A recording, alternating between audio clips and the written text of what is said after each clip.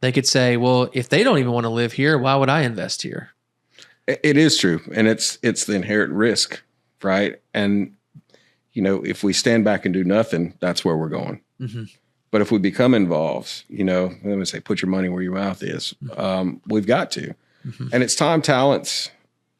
You have to, or money. Time, talents, or money. Yeah. We've got to invest. Mm-hmm. And it can just start be one of the three. Mm-hmm. But you have to invest something. You can sit on the sidelines all day, but you're not going to be a champion if you don't get in play. Yeah, absolutely. And you may not be the entrepreneur, but you can go support the entrepreneur, right? You Absolutely. can go and support the business and spend a little bit of money just to continue to keep that going. It does. And the mindset, my dad had this little canned good on his windowsill at work, and it says, success comes in cans, not cannots. Nice. Yeah.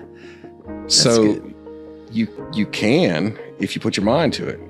It might be tough, but you can.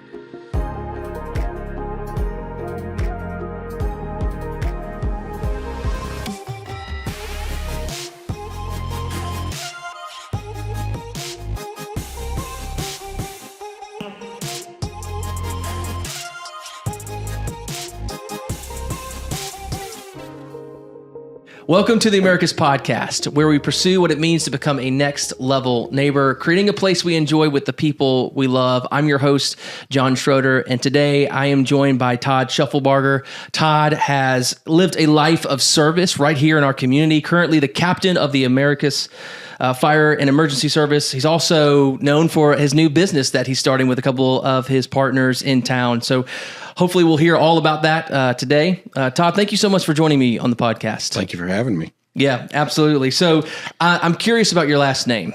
Do you know what the origin of your last name is? Ironically, yes. So Shufflebarger was I guess linked years ago to horse trainers of Peter the Great, and it was Shufflebarger. Wow. And I don't know how we found that out. It might be a Wikipedia thing, but I'm going to go with it. I love it. I love it. Do people normally get it right, get it wrong, or what? No, they do not. It's Shuffleburgers. I have gotten so many different variations that I started to believe them. That's why at the fire department, when they call me Sugar Bear. Okay. So now the kids, they can't pronounce my name, so they just call me Sugar Bear. Yeah, I bet. Yeah, I was going to ask you about your kids having to spell your last name. I bet you that's like, come on, Dad. Yeah, I know. Standardized testing is just grief for them. It was grief for me. So they're probably thinking, well, I got every letter in the alphabet, Dad. Yeah, that's right. That's right. So tell me a little bit. You mentioned that you haven't always lived in Americus. Tell me a little bit about your kind of like life growing up. Okay, so I was born and raised in Norfolk, Virginia. Okay. That's where my family was from. So my childhood growing up there, pretty good. It's a military town. My father worked for Old Dominion University. Okay. So I guess I was a little bit of a campus brat growing up, but it let me see the world of higher education, but it also let me see maybe some back scenes of government as well, just from what he did, and civic engagement. Very much so. Learned kind of a lot how to be a volunteer. Maybe it was because I was voluntold at times. That's right, yeah. But you went and it opened your eyes to opportunities that are out there. People don't realize how engaged you can become in a community, and the opportunities that are available. And as a kid, I kind of realized that. Yeah. So life kind of had us going through growing up there. My mom's folks lived very close to us. My dad's folks lived very close to us. And then seasons changed in life, and I think about 91, it was my dad got a job at Valdosta State College to take it to Valdosta State University. So, here I am. Hey, adventure. Yeah, for sure. Let's go. So I attended Valdosta State down there, and then life kind of happened. Yeah. Do you have any siblings or? I do. I have an older brother. Okay. He's 18 months older than I am. Okay. And that was it. What was y'all's relationship like? It was always the big brother picking on little brother, and I was the little brother. So sometimes not bad, but good relationship. Always felt like, he had my back. Yeah. So that was the good thing about having the older brother. He probably didn't like it all the time because younger brother's tagging along to see what older brother's doing, but good. And he is very successful in Virginia at this time. That's awesome. So got a great loving family. So you said your dad was in civic service and stuff like that. Kind of what was his journey, and like what did you learn from him? What are some of those values? So seeing, the fact that he worked for Old Dominion, he was director of development, governmental relations. So that was that great title. Mm-hmm. But those are just a title. You kind of got to see where he went with it because it's about the human engagement. Mm-hmm. You can go ask the legislature for money, or you can ask people for money, and you can try to advance, but it became about a cause. Mm-hmm. So to see someone passionate about success for the masses or for the growth of something was impressive to me. I think it instilled some of my passions. You give it 110% when you need to. You've got to. Yeah. So seeing him interact in the success and even the struggles. Mm-hmm. They're still prominent. And even later, he's still, he won't retire. Mm-hmm. After he left university system, he is with a fundraising firm in Atlanta. He still does it out of his house in Virginia. Okay. But it was always to help a cause or help a university or help a Boys and Girls Club. Or so, mm-hmm. That passion for service, I think, was there. Yeah. And it was in. So you were drawn to that. Did that make you kind of resistance towards like Dad's helping all these other people? What about us? Or did you feel like, no, this is his calling and you received that? Well? I think I resisted at first because, I was like, oh, that's great. That's what Pop does. Mm-hmm. And I was engaged. But when I was in Valdosta after school, I was working in the trades. Mm-hmm. It was, I became a painter, painted, and it was like, hey, you got this opportunity to remodel. And I started remodeling, and then I went to work for a home builder. And then I built homes, and rewarding, mm-hmm. and it's great. And then my motion brought me to Albany, and I became construction manager for Habitat for Humanity in Albany.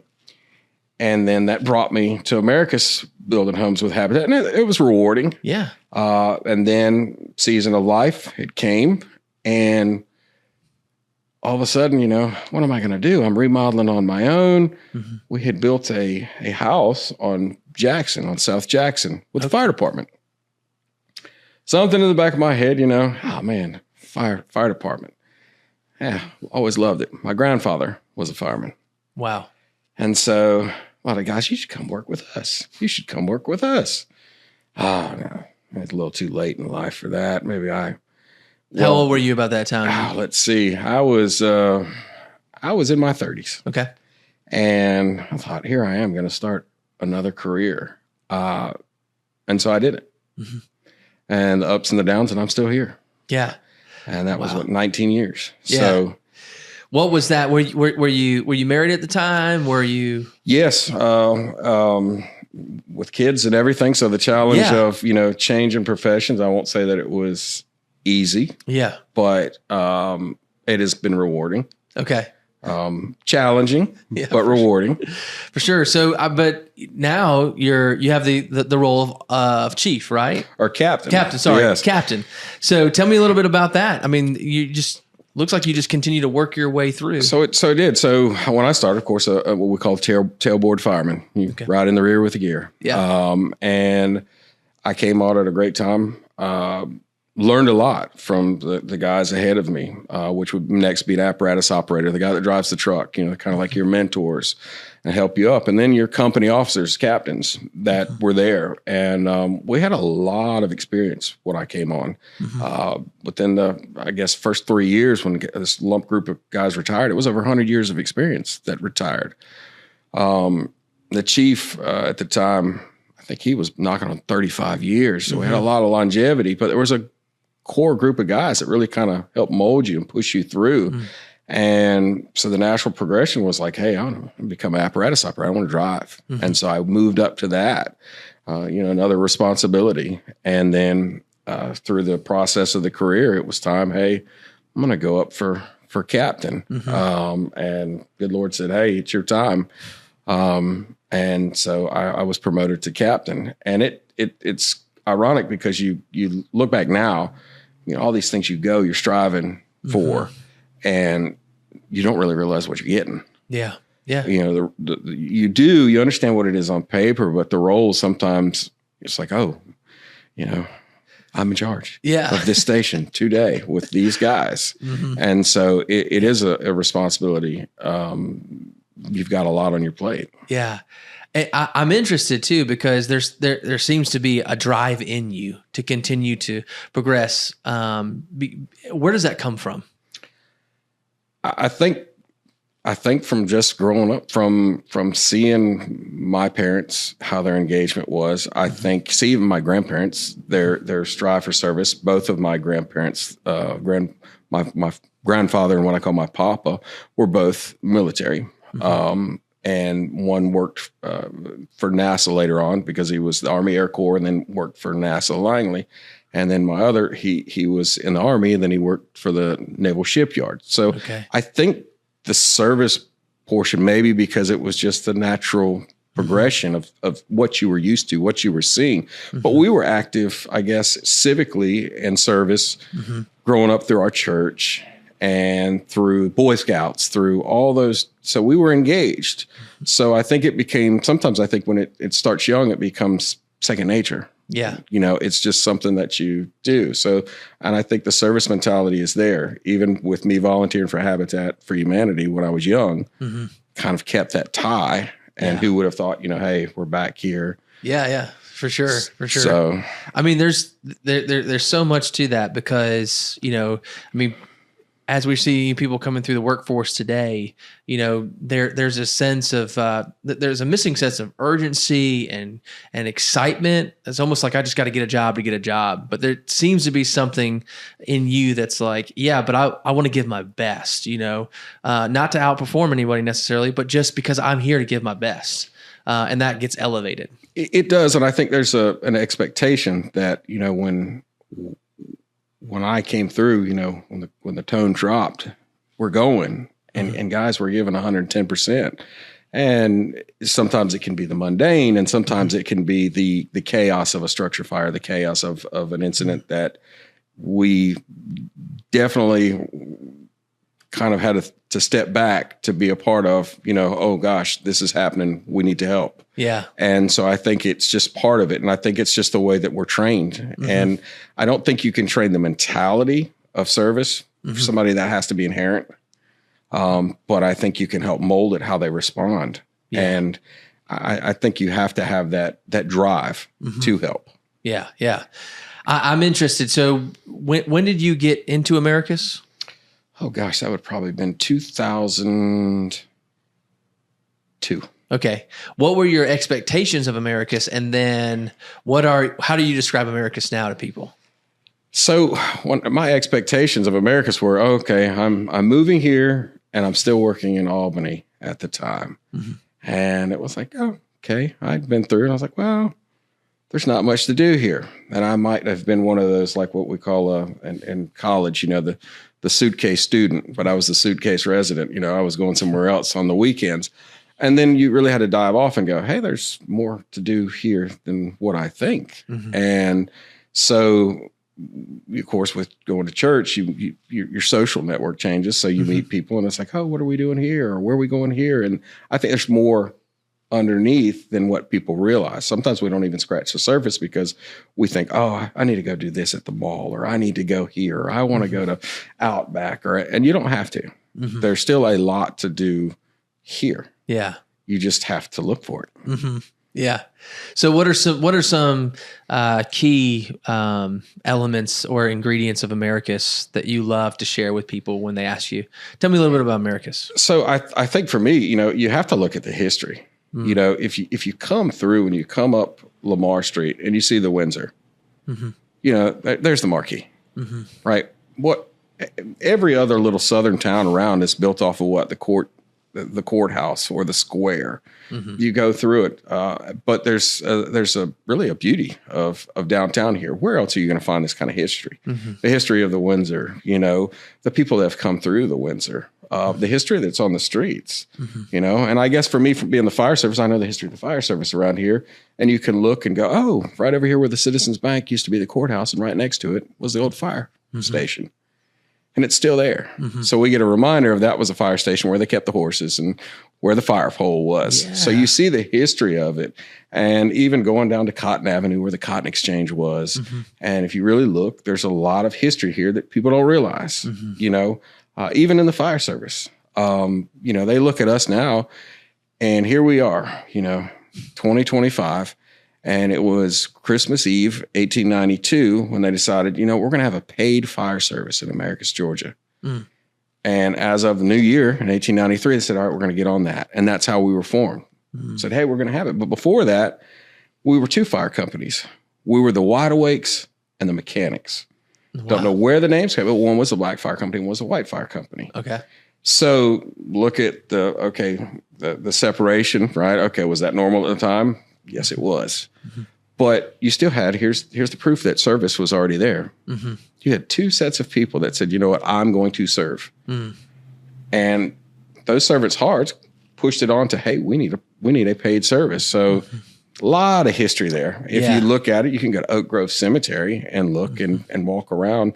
And yes, there are loved ones out there, but you can see Confederate soldiers, Union soldiers' graves. There's a history to be told. Sutherfield. Yeah. Here we go. Lindbergh's Whole Flight. I mean, there's so much rich history here that's just right here, waiting to be told. Yeah, yeah. I look forward to people coming. We have our First Fridays. A lot of people will come in and get a chance to see the town. And I've only been here for about 2.5 years, but from what I've heard over the last 5 years, there's been a lot of just really good things that have been taking place. And there's some things up ahead that people are really excited about. And so it just seems like Americus is in a good position right now. We'll be talking about that in just a second. But I would love to hear, as you are, you spend a lot of time in Americus with people. You're a super relational kind of guy. How important is that to continue that kind of thing in Americus? It's absolutely, it's paramount. Whatever, we're in the service delivery at in the fire department. But in this new business, we're in service delivery. So number one, it has to be a human interaction. It has to be a human interaction. You won't get anywhere without it, unless you want to go and I want order number 5 through the drive-through, and then it just becomes transactional. And we need more than that. The only way for us to grow is we have to know each other. We have to basically understand. We need to know where, I hate to say sides, but we need to know where perspective and understand people's perspective. So there's a greater responsibility, I guess, for anybody in public service and anybody as a stakeholder in the community to start to understand that. Yeah. And you just can't understand and think you understand what you perceive. You need to understand somebody else's or not understand, but you need to see where they perceive it. Yeah, absolutely. Because if it's just one side, then we're not going anywhere. Yeah. Yeah. Do you guys have training or just specific things that you guys do to help shape even the fire department and the EMS services to help with helping see other people's perspectives and just being conversational that way? I think that there's not really a dynamic in the book that says, hey, you need to do this way. I think it's learned. It's a learned behavior. You can tick all the boxes on what you need to do on a fire call or a medical call. But I think as you grow as a fireman or you grow as an EMS provider, you learn that it's more than that, you have to be a bended ear sometimes, and you've got to be a caregiver. And I think those are things that are learned. Sometimes they're not spoken. You just learn it. And sometimes you learn it by example. And sometimes it takes another example, because I always say the hardest thing to follow is a good example. So sometimes it takes us a little bit to get that. Yeah. And it's just comfortability too. We have to come out of our own. I joke around with the guys, I'm a clown as well, alternative teaching methods. Well, that's not for everybody. So we have to find what people are good at and just keep promoting them to become better. Yeah. I was going to ask you too, as far as just being in the fire department. I mean, was there anything that you didn't expect? I didn't expect to be a clown. Yeah. I think there's some things that nothing can prepare you for. You can hear about calls and you can hear about this, and I expect the unexpected. And each day is different. You can prepare for what you think you're going to daily, but it could change rapidly. So I think it's the being dynamic. Yeah, for sure. Is something that it taught me. Be dynamic. Always expect the unexpected. Yeah, that was one of the things we were talking about a little bit earlier is being a part of the first responders. You guys are first on the scene, which means nothing has been done really. Nothing has really been taken care of. So whatever that need is, you are right there at the very beginning of that.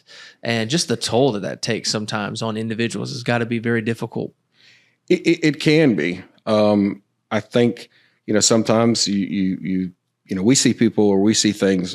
It doesn't matter exactly what the call. Sometimes we see people on their worst day or they're having their worst day. And, at the end of the day or at the end of the call, you've got to take care of your own as well. Sometimes there's a nice silence, which everybody has to take everything in. And as far as the guys that we work with, I think we do a pretty good job of checking on each other. And we know our space. We know when it's time, and we'll talk about it. Now, that doesn't mean that people don't carry a lot of what you see. The stress of those things can eat at somebody. So the support networks have to be there. We've been lucky enough to have people come in and counsel with us before, and that's great. Of course, the city has resources for that, but we do a pretty good job of trying to be a family to look out for each other. And I think that's what it's because you're with somebody for 24 hours. Yeah. What are those shifts like? What is like a normal shift? So 24 on, 48 off. And then for some guys, when there's mandatory overtime, they might stay 48. So for me, I just roll this morning. I was up at before 5, and I roll out the door by 5:30. I try to get to the station by 6:15. And then our shift starts at 7. So at 7 a.m., we're checking the trucks and making sure the equipment's ready. We're in a working order and ready to respond. Then it's PT. There's some scheduled time in there. We're doing some physical training where the lifted weights, walking. So you might see the guys hitting the block, walking, whatever it is. And then our daily routines of whatever it is, pre-incident surveys and calls. Yeah. How many calls do you normally get a day? So, it can vary, but right now I would say we're averaging 10 calls a day, it seems like. Okay. Is that a lot, or is that, have y'all seen it more or less? So it fluctuates. So we can see the ups, the downs, but right now, 8 to 10, it seems like right there at it. And it depends on the nature of the call. Is it a medical call? Is it a fire call? Of course, fire calls take longer for us. And medical calls a little bit quicker. We don't transport because EMS does, but it doesn't mean we might not ride in with the ambulance with our personnel to assist in caregiving. Okay. What is, if there is a fire, what is there like a thing that it's always the thing, or is there a particular reason why there are fires? If you can figure that one out, that would be the answer to the $1 million question. So no, we have trending. Cooking fires are the highest risk we have because it's a service area. So cooking fires, and of course with grease and anything else, the spread is pretty quick. But you don't know. Yeah. You don't know what you're going to get and what absolutely started it. We hope that we can be there pretty quickly, and usually we are because of where our stations are placed and our response times. Yeah. But change the time of the day, and that can change things drastically. Yeah, for sure. Change it from 2:00 in the afternoon to 2:00 in the morning. We've changed the dynamic. Yeah. From somebody not being home to somebody potentially being home. So then it heightens you. We're always, aware that there's potentially victims inside, but it really heightens you after hours. And that's a hard time because guys are we're waking up from a tone that drops to being out the door within 60, dressed and out the door in 60 seconds. Yeah. Wow. So the first, the shock of that tone waking you up out of a dead sleep to being in bunker gear and out the door in a minute is a shock to the system. Oh, here we go. And usually there's what they say, where are we going? And you have to just get in the truck and let's go. And so that's hard. That's a physical toll and a mental toll because it's getting you. But it's tough, but the awareness that you have when you go, it's incredible to watch these guys, the guys that we work with, the guys at the fire department, to be so focused so quickly. You know, it speaks volumes to them. That's awesome. In our training, I mean, and just the standard that our chief sets. Hey, we're going to do the best we can. Yeah, yeah. Are you guys fully stocked as far as, are you guys looking to hire people? Kind of what's the... So we're always, it seems like we're always looking to hire between retirement or whatever it is, but we're continuing to hire. So if anybody wants a job, that's right. They can apply at City Hall and they would graciously accept and go through the hiring process. Okay. That's awesome. Well, one of the things on the online forms that we ask is kind of a definition of a neighbor or a good neighbor. And one of the things that you mentioned was just helping without strings attached. That just kind of that mentality of a good neighbor. Can you think of a time that you've experienced that definition for you? It's ironic you say that because we had a discussion about the tornado. March 1st, 2007. We the guys that worked through it, to watch people come to Americus. We were talking about, hey, these people came in droves to serve, to help a neighbor in need. And we were all neighbors. The fire department's out there. We were tarp and roofs. We were doing that. But people came willingly just to help. No strings attached. No, you don't owe me anything. We just came to help. And I think that's something we should all remember because kindness is free. And it's even saying hello, right? That doesn't cost much. Yeah. Yeah. Greeting somebody or acknowledging somebody. So to see that kindness come in without somebody wanting reciprocation, that was pretty impressive to me. Yeah. Yeah. One of the things I'll do sometimes if I'm in a grocery store and I'm going through the line, if I notice that the teller is not having the best day, is I try to challenge myself to get them to smile before I leave. And so just those, like you said, these small interactions, like just even challenging yourself to watch other people smile and be Absolutely. Excited about life because of that interaction that you have with them, I think is a worthwhile thing to do. It is. Even when we're out with the fire department, whether we're stopping for food, interact. I think sometimes people think, oh, they're standoffish. And we're not those people. We're, people in public safety, law enforcement, fire, EMS, we want to engage. And, it was just like having a kid come by in the fire truck. Yeah. We're big kids. Yeah, that's We're right. going to show the kid the fire truck. And so I think having that transparency of like, hey, we're here for you. And having the interaction goes a long way. Yeah. Whether you walk up to the station, we're proud too. We're proud to show off our toys. Yeah, that's right. We're proud to show you what we're given. We're trying to be good stewards of this fire truck and of this equipment. So it's, it's the people's house. Yeah. So yeah, we'll show it to you. Yeah. That's awesome. You guys also do a lot of community service. I've seen you guys grilling out and stuff. Is that y'all or? So yes, we interact with the community. There are a lot of things that we do that we're, again, neighbors. We're there. There's the Council on Aging every year. You can probably see us out there having a good time. To going down to Magnolia Manor and for events down there. We are out. That's part of our, and it's still part of our community risk reduction. If we can talk about challenges, needs, wants, and help people, then we're there. Yeah, absolutely. Well, and one of the things that you mentioned, and I completely agree, is that we don't want to be a culture or a community that finds itself always finding the negative in things and maybe finding more, especially on social media, just complaints. Like, let's not be a people that express more complaints than we actually are taking action on some of those things. I mean, how do you How do you kind of speak into people to encourage them? Hey, don't just communicate your frustrations, but be a part of the solution. I think for all of us, it's hard because inherently, some of them, myself included, you could, oh man, and you get frustrated. Mm-hmm. But you need to be slow to talk. Mm-hmm. Think about it for a second. And I think engaging people, those sound bites I think I was talking about earlier, people are quick to throw out a quick sound bite. And it's likes, reactions. What do I get on how many posts? Well, that's getting nowhere because all you're doing is causing a little firestorm. Mm-hmm. And instead, sometimes we just have to work off of small building blocks, right? Mm-hmm. And that's the foundation. Yeah. Something positive can be the foundation.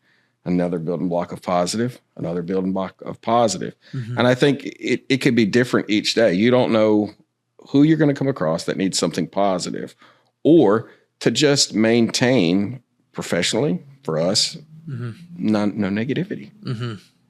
Don't buy into it. Mm-hmm. Sometimes the easiest way to quell it is don't buy into it. Because there's always going to be a naysayer, but as long as you stay positive, Yeah. And it is what did I say? The hardest thing to follow is a good example. Mm-hmm. Yeah, for sure. And I think that it's not that you or I are being ignorant to the things that are happening that are difficult or obstacles that we see. It seems more though that we feel like, well, if there is something, do I need to check myself first? Like, am I a part of the problem? Absolutely. And if I'm a part of the problem, then I need to fix that first and foremost before I ask somebody else to fix anything. But then just continuing to find initiatives and things that I can do to help out with that particular problem, or at least encourage others to do so. Hey, I think you'd be great for this. Why don't you go sign up for that or whatever? Absolutely. I think the encouragement for involvement can change people's perspective, and it lends them another perspective to something. Oh, I didn't know they were doing that. Mm-hmm. Sometimes, it's the not knowing is the bad thing. Yeah. Because they don't know any better, and we need to educate to, mm-hmm. Hey, here's opportunity. Yeah. Yeah, for sure. Yeah. Someone will say something like, yeah, we need to do this in the city. And I'll say, well, there's actually a program right now that they do that. They're actually looking for help. And so a lot of times we don't have to reinvent the wheel. We can just kind of find things that we can be a part of in our city. Is there any particular initiative that you're excited about or that you're a part of that you would love for people to kind of rally behind? I think just the city. Mm-hmm. And not just city government. We have people in the city that are working to grow downtown, mm-hmm. and to grow the city. I saw where their mayor was having a cookout with a community. Well, mm-hmm. that's a great start, mm-hmm. Because that's giving us interaction. Mm-hmm. And I think it's be involved in something.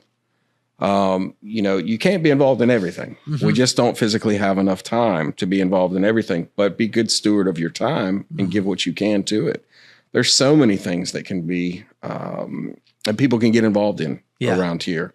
You just have to pick one and go with it. Yeah, for sure. And be purpose driven with it. Mm-hmm. Yeah. I think that's one of the things I've noticed too is, when you're asking, hey, how do I serve? How do I connect? I mean, you can go on any of the social media even pages and go, hey, I'm looking to help serve or volunteer in this particular area. Is there anything for me? And I'm pretty sure you'll get 40 comments of people saying, this person does this person does that. So there's definitely opportunity if we can find it. And it's there. And it might not be what you exactly want to do, mm-hmm. but if you want to volunteer, try it out. Yeah, that's right. It might lead to the next thing. Hey, well, I was okay, but I want to try this now. Yeah. So there's always opportunity. Absolutely. You also mentioned about maybe some transportation in Americus. Tell me your thoughts on that, like just being able to have more public transport. I think, it's hard because we're in an era of the Ubers and is that part of it? Public transportation, I grew up with public transportation. So bus fare and away I went to downtown. Mom, Dad, you didn't hear that. We used it, I can't remember what it was, a quarter, 50 cents. And buddy, that thing took me downtown. I knew that was saving gas money, but looking at it from somebody that rode public transportation and you see the multitudes of everybody. The guy that worked at shipyard or for me growing up or somebody that went to the grocery store. So I think for a lot of people that would be needed, even if it was a central bus line, mm-hmm. you're running for Forsyth and Lamar. And and some other areas, east to west, north to south, I think there are a lot of people that would use that. Yeah, absolutely. And I think too, like when I read that comment, I was thinking about, even the programs that are available. If we could even schedule some of that time frame of like, hey, this is going to pick, and drop off, and it's going to be, particular times where you can get some. Either some help or maybe some more opportunities to volunteer. You can find that because it's available around those times. I mean, just the city can figure those times out and work together. Absolutely, and that'd be great. Oh, I think it would be great. And we look at how diverse our community is, from Magnolia Manor to GSW to our folks downtown to other outer lying neighborhoods. And we know everybody that's, lives here okay, well, Walmart this side, I have this on this side. And we might be limited, but think about the person that doesn't have that transportation, how they're limited in what they could do. Now, I understand Walmart has delivery now, but sometimes there's a freedom being able to go and get out and about. Yes. Yeah, absolutely. So let's talk a little bit about your entrepreneurial spirit that's still going on. And so you're working on a new business. Tell us a little bit about that. So yes, we are. So myself and my wife, Melissa, and our business partners, Wes and Deanna Beeman, we are working to open the Icehouse Beer Garden. Okay. At the top of the viaduct on Forsyth Street. Okay. Tell me a little bit about what inspired you guys to do that. I think for each one of us, it might be different. So I will speak to me that we had always wanted a place to go where we can bring our kids, a gathering place. Hey, it would be great if we could bring our kids here. Oh, we went to this place and had such a great time. So the thought is a gathering place where you can come and you can have a beverage or you can have food, but we also are going to have an outdoor space that will be that gathering space. Kids involved. So different from the norm from around here, but sometimes outside the box thinking is a good thing. But it's kind of, I guess with us, it's put up or shut up. So here was the leap. And here we are right in the midst of it. And we are working away for that vision for ourselves. I think it'll be good for the community. I think it will be something we'll be excited about, proud of when people see it open up. I think there's a lot of, we have to manage expectations, but I think, to be honest, it's one of those things where you can't wait for them to get the first look. Yeah. And it's not even the look, it's the feel, it's the vibe, it's the, here we are. Okay. And people will be, maybe it won't be what they want, or maybe it's, oh man, I was really surprised. I like that place. But I think it will be a place that it encourages that gathering spot. I think you're going to see a melting pot of people there. Yeah. And I'm excited about that. And to take the history and of it being formerly the Ice House years ago in Americus, and you hear the Icehouse Beer Garden. And of course, the garden portion would have been just like a German beer garden. It was a social event outside. So that's that social aspect to it. But it's repurposing something, rejuvenating it, and reusing what was there, which is great because you still keep the history. Yeah, absolutely. And that's one thing about Americus that is unique, is that it desires to keep its history, but also still be progressive in the sense of just keeping up with what is going on. And so it's going to be unique to be able to see that. So it is. And if you look at where we are, I mean, our neighbors across the street, Cafe Campesino, here we are, we look across the street and they're booming, this new location, the old bus station. They're repurposed. Yeah. Great. We have something else. Then right behind them, right, you've got the glass studios. So you have, right here coming up the top of the hill. To me, it's kind of like here we are coming into Americus. Yeah. And here's this spirit of we're reusing something, repurposing something, and here we are with that entrepreneurial spirit. Like, hey, we're here, and you're pouring it in. I mean, I don't think people realize, I wish they'd open this. I wish they'd open that. It's more than just a monetary, investment. It's blood, sweat, and tears. Yeah. It is not a cakewalk. Everybody thinks, oh, you just do that. Well, there's a lot of hours down there, a lot of passion. Yeah, I was going to ask you about that. There's a lot of, there are a lot of entrepreneurs in Americus, and I know that they're all thinking about their business plans and what it's going to take. And I mean, you could probably find some good buildings downtown or around, but it's not just buying a building, right? I mean, there's just so much to it. Can you tell us a little bit about kind of your experience about going from an entrepreneur to a business? So, of course, my wife and I, whoa, what have we done? And I think the biggest step was that leap of faith that, hey, we're going to do this. We're going to commit. We're going to do it. And I think if you look around, there are so many people here willing to help you through the banks, the lender that we went through. I can't speak enough to them through, other avenues, like the University of Georgia with their community development programs. There's so much out there. Reach for it, search for it, ask for it, and be humble, because there are many people out there willing to help you along the way. That diversity of the community has definitely helped us. And, conversations. I go to Cafe Campesino, I get a coffee, and you talk to other business owners, and they're excited, or they'll give you a little tidbit of information. But the leap is one thing, but there are people out here, they want you to succeed. I'm sure the bank wants us to succeed because they want their money back. Yeah, that's right. And we want to be successful, and it's not just monetary successful. It's being successful with your employees, because you want the longevity. I don't want this to close up in 3 years, 4 years, 5 years. You want this to be a successful endeavor, because you want it to be impactful. I want you to have a great experience, but I want you to come back. But I want it to be impact. Hey, we had such a great time. It can be a vehicle. Yeah. And so is it inundating? Yes. But you take it a little bit at a time and use the resources around here. Like I said, we use Citizens Bank. I'll give a shout out to them. Yeah. An absolutely incredible experience. Yeah. Yeah. It's definitely something that like you said, you never know until you get into it. But when you find a community that wants to see you be successful, you got to fight for those relationships to continue to encourage you and inspire you to keep going.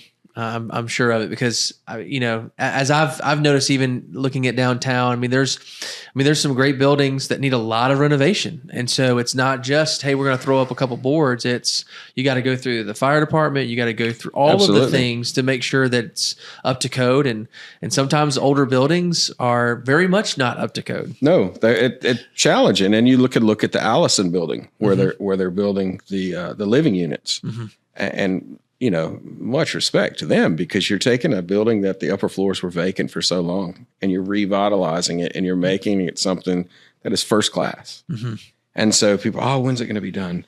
Well, it takes time. If people really knew the not just the legwork, but the backbreaking work and everything that it takes in these older buildings, but I can't say enough. You're saving a beautiful building that was becoming derelict. Yeah.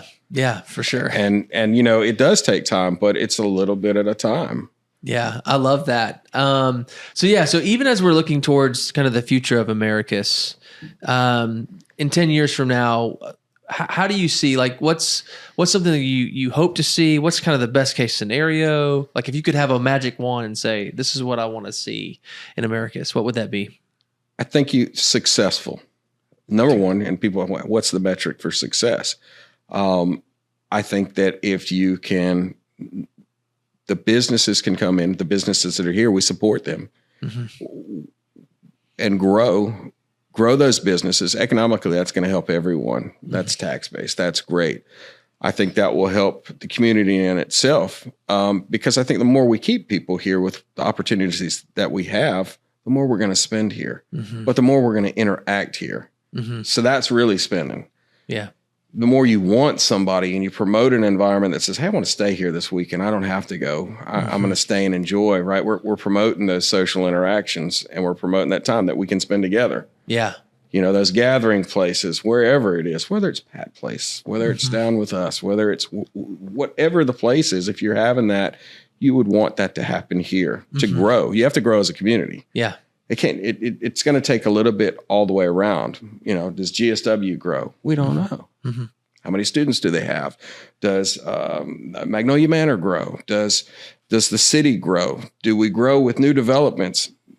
That we can't predict, but we have to grow our relationships with them because that will grow the community. Yeah, absolutely. If we sit out in all our little neighborhoods and all our little separate places, we're not going to grow. We're just going to talk about it. Yeah, for sure. But we have to bring it together. But you look at the city, coming up, the Hot Glass Craft Beer Festival, right? Yeah. The things that have come down, the Music Fest, all these things, we have to support those too. Yeah, for sure. There are opportunities, it's not just opportunities to what we want, but let's go support what's here as well. There are a lot of things that are there, I still try to make it a purpose when it's available to go down to Lenny's Market when it's the farmer's market. We have opportunities, so we have to use them. And even if it's just an interaction, even if it's buying at Lenny's Market, buying a couple tomatoes. Yeah. You're helping the economy a little bit at a time. Yeah. And there's, like you said, these little small steps, small conversations really do build up to something that creates a culture of people. And the more and more we take personal kind of responsibility on certain things, like, I walk out of my this office, and if I see some trash on the street, I just pick it up, right? Because this is my backyard. That's right. Right. This is all of our backyard. And the more and more we take care of it, then let's just say a student or an investor comes in and starts looking around and going, man, they care about their city. I want to invest here. I want to stay here. I want to live here. But the opposite could be true. They could say, well, if they don't even want to live here, why would I invest here? It is true. And it's the inherent risk, right? And, if we stand back and do nothing, that's where we're going. But if we become involved, let me say, put your money where your mouth is. We've got to. And it's time, talents. You have to, or money. Time, talents, or money. Yeah. We've got to invest. And it can just start be one of the three. But you have to invest something. You can sit on the sidelines all day, but you're not going to be a champion if you don't get in play. Yeah, absolutely. And you may not be the entrepreneur, but you can go support the entrepreneur, right? You can go and support the business and spend a little bit of money just to continue to keep that going. It does. And the mindset, my dad had this little canned good on his windowsill at work, and it says, success comes in cans, not cannots. Nice. Yeah. So you can, if you put your mind to it. It might be tough, but you can. So we got to take some of the negative away. Oh, that won't happen. Well, how do we know if we didn't try? We've got to do something. So, and then that goes into involvement. Yeah. Well, I'm interested too. One of the things that, as I'm thinking about the future, I'll ask basically a series of questions. In order to see that successful future, what do we need to start doing? What do we need to stop doing? And what's one thing that we can never stop doing? And that last question is more about like our values, like what makes Americus Americus? What can we never stop doing? But then what are some things that we need to stop doing, and maybe some things that we need to start doing? I think, if we look at it, don't forget that we can be progressive, that we are in a movement, right? We're seeing development, and that development is not always economic. It become in the relations, right? Relationships, that we have the opportunity to look past what the world says that we should have, and we have to be to the person next to us to have that relationship, which leads to another relationship, right? We always joke around with fire department, we can only run one call at a time. Well, that's what you can control, one interaction at a time, but you have to grow it. So you keep growing that. If we don't change, then we can be what I typically call the suitcase college town, where you're just going to keep your little bit and it's going to continue to fold up. I should have had this. Somebody should have done that. If we don't change anything, then we can go downhill. You have to be involved. If people can fuss about government, they can fuss about this, or I want this or want that. We can fuss all day long, but it's not going to get you anywhere. And if we do that and we say, oh, we don't need this, we don't need that, then we're going to fold. But it's the people that you see come on your show and the people that we see as our leaders. And anybody can be a leader. Yeah. Yeah. You can be a servant leader. You can be a leader. We need you've got to be in motion. We've got to promote that or we're not going to move forward. Yeah. Yeah. Absolutely. And 10 years down the road, you can look to somebody else or you can look to the people here. Businesses will come and go, but people will be here for a lifetime. You have to work on that relationship. You know, you see guys at the fire department and, you know, that's a life of service. You know, our retired chief had passed away. I mean, you're talking about over 40 some years of service. Wow. That's impact. You know, our chief now, you're looking at the time that's impact. The battalion chief I work for now, years, that's impact. You know, the people that they've seen, but they're here. That's longevity. That's a life of service.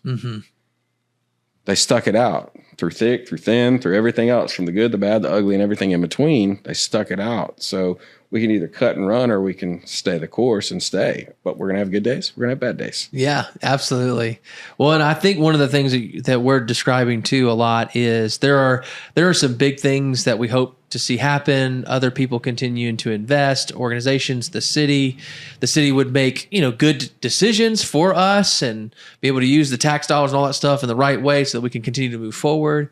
But those are some of the things that we don't have as much control over as our own individual lives. Absolutely. And how we interact with one another and how we can build community and neighboring. I don't need the city to do anything to go over to my neighbor's house, knock on their door and see how they're doing. Right. Invite someone over for dinner, go to the basketball court and just start meeting people and talking.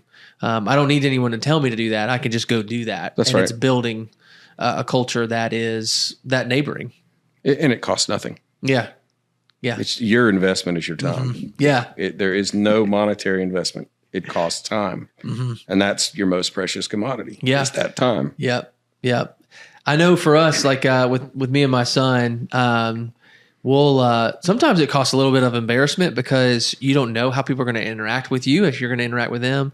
But I've always told my son every time we go play basketball or anytime we're in a new setting is as soon as you walk into a new environment, you just start acknowledging people, shaking their hands, introducing yourself. Because what you're doing is you're trying to say, I know I'm new into this environment, but I want to let you guys know that I'm a friend and that I'm okay. Because the longer you don't do that, the more awkward it becomes, and it begins to feel like more of a category than a person. Absolutely. And so the more and more we just interact and we just say, "Hey, how you doing? My name is," and you talk, it kind of settles a lot of that and says, "Oh, maybe I can trust that guy, or maybe I get to know them a little bit more." Absolutely. Acknowledgement encourages interaction, and in our line of work or any business, you got to interact. Because we won't get anything anywhere if we don't. And that's true to that. You've got to interact. Same way I try to tell my youngest, who's 6 years old, say hello, thank you, you're welcome. Whatever it is, you've got to interact because you can walk around with blinders on and just be quiet, but you're not going to get anywhere. Yeah, for sure. For sure. Well, one of the things that we like to do kind of as we're even kind of ending the podcast for today is we love to hear a little bit more about you. So we do like a lot of these rapid fire questions, but one of them I put as a rapid fire question, but it feels pretty kind of deep. And so I'm going to ask this before we get into that. Okay. But one of the questions that I love to ask is what are some things that people misunderstand about you?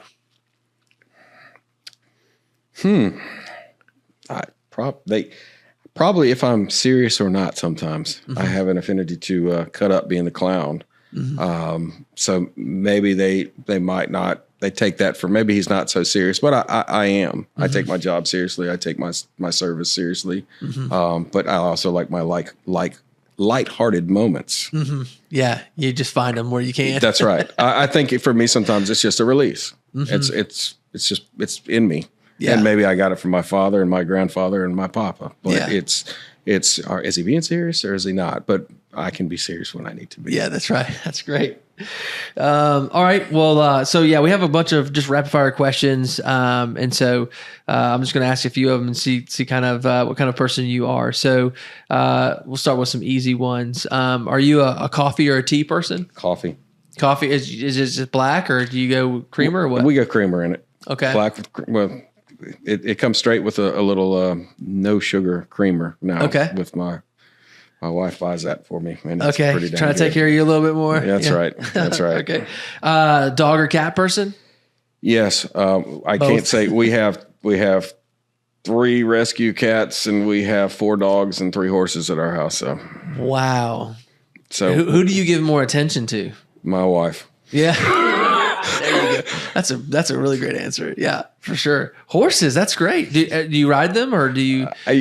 My daughter Okay. did, and we have 2 that are pasture ornaments. I think they're there for moral support for the other horse. Yeah, there you go. I like it. Okay. Early bird or night owl? Neither. I'm just- kind of in between. I'm an early bird when it comes time for work. Mm-hmm. And I don't think I'm a night owl much anymore. My younger Yeah. years, I would have been the night owl. Yeah. I would have been that all day. I was just thinking about about working in the fire department. It's just like I probably trying to figure out what is day and what is night half the Yeah, time. somebody asked, what day is it? And I just know that there's 24 on, 48 off sometimes, and it's a day that ends in Y. Okay. Yeah. All right. Are you a sweet or savory person? Both. Okay. I will have my sweet tooth, but then I will have my savory moment. Nice. Do you have like a favorite dessert or anything? Tiramisu or Really? creme brulee. Okay. So that creme brulee is probably at the top, but that's Okay. Is there any good places in town that you like to pick them up, or do you? I was spoiled growing up with a certain spot in North Carolina, so Okay. I guess I'm like a snob when it comes to Oh, that. wow. So Nice. Okay. All right. Do you have a favorite hobby? yeah, probably used to be golfing, and but I guess now the hobby and it really is hunting. Okay. So Nice. Okay. being outside Have hunting. you gotten anything that's like kind of like your prize? Like what is the? I say I shot a good buck when my 6-year-old, when we found out we were going to have my 6-year-old. That was the first big deer that I had ever. So I call him the baby buck. Okay. Nice. That's awesome. So that's the only one that Okay. I've had mounted, and so that was kind of like, and I guess the deer itself was a beautiful deer, but it was maybe because here we are having, the baby. Yeah, for sure. Okay. All right. This is kind of fun. If you had one superpower, what would it be? Whew, superpower. Mm-hmm. I'd have to do the flying thing. Yeah, I'd have to do the Clark Kent. I'm Superman flying. that would be pretty awesome for sure. What about you have a favorite season? Fall. Fall. Yeah, I think it's not so much as the biggest seasonal change here, but growing up, fall just always was one of those times that it was time for the gatherings, and it was time for the leaves to change, and it was walking down the sidewalks with the rustle of leaves coming across. It was something about it. So fall is my favorite. Yeah, that's a good season for sure. What about dream travel destination? Oh, You want to go somewhere? So we've been blessed. I think that it would have to be somewhere unique and tropical now. Okay. So somewhere unique and tropical. What's one of the places that you have been that you really enjoyed? So Banff, Canada. Okay. It's absolutely beautiful up there. My wife and I went, and that was an amazing place. Okay. Did you go during the summer? So it was, but summer there is unique. Yeah. Here we are in summer, and we're walking on a glacier. Yeah, for sure. All right. If you could have dinner with 3 people, living or dead, who would they be? Oh gosh, that's tough. That would be an inclusive. One of the dinners would have to be the family that are gone. Yeah. And that would have to be the big family dinner, because that reminisces. And that's tough. I don't think I have any 2 others that just would hit prominent. It would have to be family, because that would be all inclusive to me. Wow. I appreciate, the people in history, but I think, of course, I have to have a tie to them. Yeah, so I that's think right. it would have to be family for me. Yeah. You're like, what are you doing? What are you doing at my dinner? Get out of here. All right. What about, do you have like a favorite inspirational quote or a motto? I think one of them was success comes in cans, not cannots. And then, I can't remember who had it, but there was a quote, it's from a poet. It basically said excuse me, let me back up. It said hellish to go into this world, but it's even more hellish to hide in the bushes. Okay. That's good. Yeah, absolutely. That'll stick. All right. Well, I'll ask one more. What's your go-to comfort food? Ooh, probably the old Southern staple, meatloaf and mashed potatoes. Okay. Does your wife make that for you? Are you the cook? I'm the cook. Okay. I'm the cook. Nice. That's she awesome. can cook, but I find it challenging. My mom was in my family were great. My mom was a caterer growing up, so I guess we caught that bug. And there you go. So is it on the grill or on the stove or what? Wherever and whenever. Okay. So yeah, I'd worked in restaurants. Okay. So I So are you a grill guy then? Do you have like a really nice grill? So we have the grill, the Blackstone, the smoker. So I love barbecue. So Awesome. I joke around and say, my granddaddy put barbecue juice in my milk bottle, and I guess that's why I love barbecue so much. But yeah, I enjoy smoking meats and ribs and that takes a little bit of time for sure. It does, but it's worth the payoff. You could put that on your 12-24 and just come back and be. That's right. It's just ready to eat. Then it would be decimated by the guys. Awesome. Well, Todd. Yeah, I just got a Blackstone actually for my birthday. I turned 40 this weekend, and I got me a Blackstone griddle, and I love it. That's great. Cooking on everything, so I've really, really enjoyed it. So when you said that, I was like, "Ding, that's awesome." Yes. So yes, I got the 4-burner. So yes, we have the 4-burner. Then we have one on our camper. And then we had a little 2-burner, and they're just all great. Yeah. The only reason I got it was, one of the reasons why I got it was I just love the fact that the grease is not going to drip into the grill. I was just so tired of having to get all that, fix all that stuff. So I was like, this is going to be a lot easier. And it has been. It's been fun. So great. Well, Todd, thank you so much for joining us on the podcast. Thank you for having so me. much of your story. And thank you so much for being a civil servant, loving our community, going out there, putting yourself on the line for people that you don't know yet, but that you want to know, and which is amazing. And then creating a space where people can gather. So a place where people are not running out of, but can be running into, right? That's right. That could be a little motto, right? Come. And so thank you so much for that. And I look forward to going and participating in that with my family when it opens up. And it's crazy that we haven't interacted before. We've probably seen each other randomly at other stores, I'm sure. Yes. But I look forward to connecting you with some more. So excellent. Awesome. I appreciate the time. All right. Well, that was fun. Yeah, man. I definitely appreciate it. Yeah, dude. It's always